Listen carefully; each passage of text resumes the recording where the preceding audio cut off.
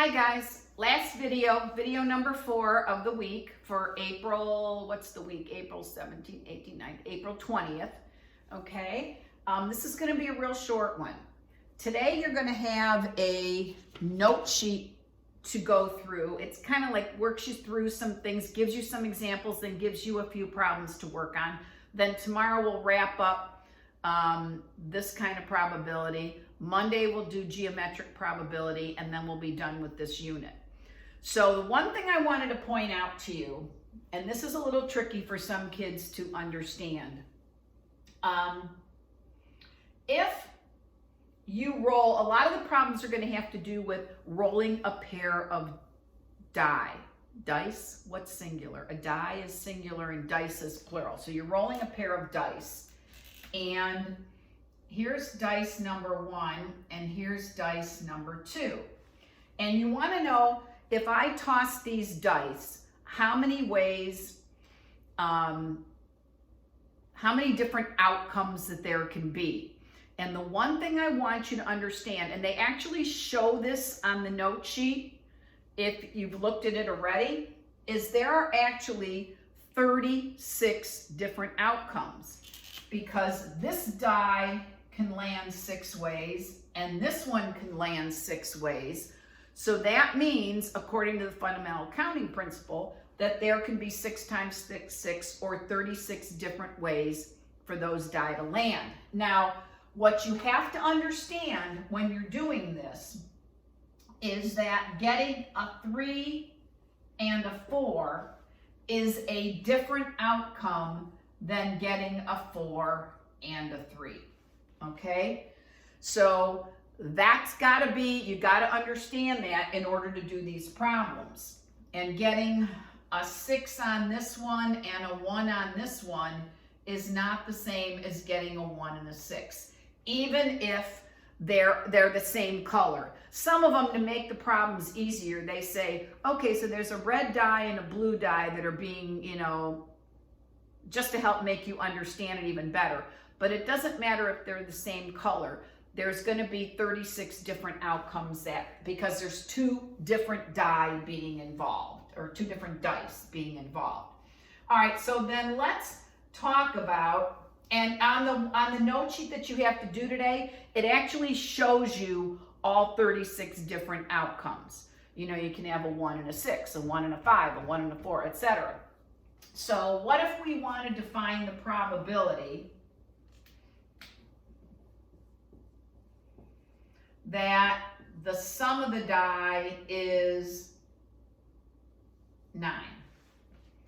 Okay, so probability, now you're going to know that this probability, the denominator is always going to be 36 if you're sum of 2 dice. So we're rolling 2 dice, and I want to know what's the probability that when they land, I'm going to have a sum of 9 on there. Okay, well, there's 36 different outcomes when you roll 2 dice. So we have to think about, what you have to think about on these, and it's not as mathematical as it is just thinking, is how many ways I can get a 9. Well, the numbers only go from 1 to 6, so you can have a 6 and a 3. But remember, getting a 3 and a 6, so if this is the first die and this is the second one, or you can get a 3 on the first and the second, you could get a 5 and a 4, or you can get a 4 and a 5, and I think that's it. Oh, yeah, because if you got a 3, no, that's all you can do. So that means there are 4 different ways. So the probability would be 4 over 36, or 1/9. Does that make sense? Now, what if I wanted to know if the sum is a 9 or an 8? Over do a little bit trickier one. Well, we already know the probability of getting a 9 is 1 over 9, or 4 over 36. So now let's look at the probability of getting an 8. So this is the sum, this is the probability for a sum of 9. Now let's look at the probability of a sum of 8. So let's look at the different ways. How can we get 8s? Well, we could get a 4 here and a 4 there. So that's one way. We could get a 5 here and a 3 here, or a 3 here and a 5 there. We could have a 6 and a 2, and a 2 and a 6. Correct? So what does that come out to be? Is that the only ones? Yes, to get an 8. So that's 1, 2, 3, 4, 5 over 36.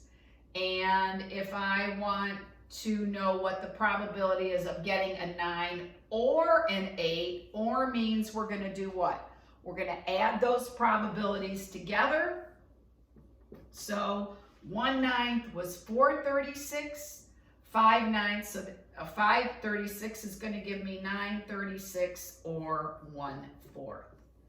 So if I roll 2 dice, the probability that my sum on the dice is going to be either an 8 or a 9 is going to be 1/4.